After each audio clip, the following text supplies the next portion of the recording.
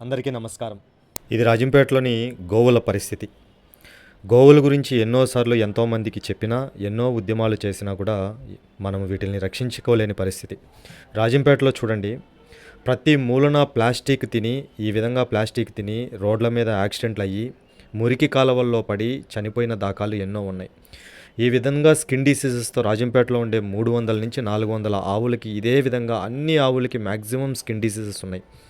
దీనివల్ల మన ప్రాంతంలో ఎన్నో ఆవులు చనిపోయాయి. అదేవిధంగా ఎన్విరాన్మెంటల్‌కి గానీ, మన రాజంపేట పరిసరాలలో గానీ చాలా హెల్త్ ఇష్యూస్ జనాలకు కూడా వచ్చే సందర్భాలున్నాయి.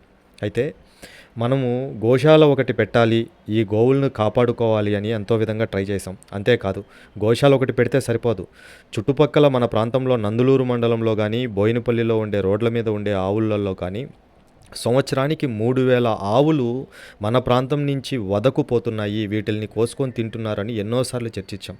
ఇలా ఓసారి వేరే మన దగ్గరలో ఉన్న ఎల్లాగడ్డకు పోతే 3000 ఆవులు కోసేదానికి అన్ని సదుపాయాలు చేసి ఆవులు కోస్తూ ఉన్నారని చెప్పి మేము హెచ్చరిస్తే, అక్కడ మా మీద మత విద్వేషాలు కేసు పెట్టారు.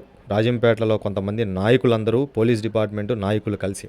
అయితే ఎన్నో ఆవులు వదకుపోతున్నాయి, ఎన్నో ఆవులు మున్సిపాలిటీలో ఉండి ప్లాస్టిక్ తిని చనిపోతున్నాయి. వీటి అన్నిటికీ ఉత్త గోశాల పెడితే సరిపోదు, ఆవులన్నీ ఒక చోట చేర్చి ఈ ఆవులతో పాటు వదకుపోతున్న ప్రాంతంలో పెడితే, ఆ వదకుపోయే ప్రాంతం నుంచి ఆవులు తరలించడం ఆపి, ప్లస్ నందులూరు మండలంలో 18,000కు పైగా రైతుల దగ్గర ఆవులున్నాయి. ఆ యజమానులు పిలిపించి ఈ రైతులకి మనము గో ఆధారిత ఉత్పత్తులు ఏవైతే దీపాలు, ధూపాలు, వినాయక స్వామి విగ్రహాలు, వెంకటేశ్వర స్వామి విగ్రహాలు చేయడం ఎలాగో చేయించి నేర్పించి ఈ వదకు అమ్మే ప్రయత్నం ఆపే విధంగా చేస్తే 100% రిజల్ట్ ఉంటుందనే విధంగా ఆలోచిస్తున్నాం. ఇక్కడ మీరు చూస్తున్నారు చూడండి వీడియో.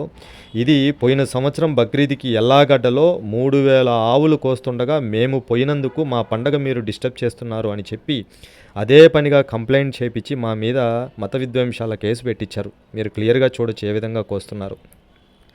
అయితే దీనికి ఎవరైనా సహాయ సహకారాలు అందించాలనుకుంటే 10 మందికి తెలియచేయండి, ఫార్వర్డ్ చేయండి. అదేవిధంగా ఏ విధంగా ముందుకు పోతే గోవుల్ని కాపాడడమే కాకుండా వదకుపోయేది కూడా ఆపవచ్చు. మన ప్రాంతంలో గోవధ మంచిది కాదు, గో రక్తంతో మన నేల తడవడం కూడా మంచిది కాదు, గమనించగలరు.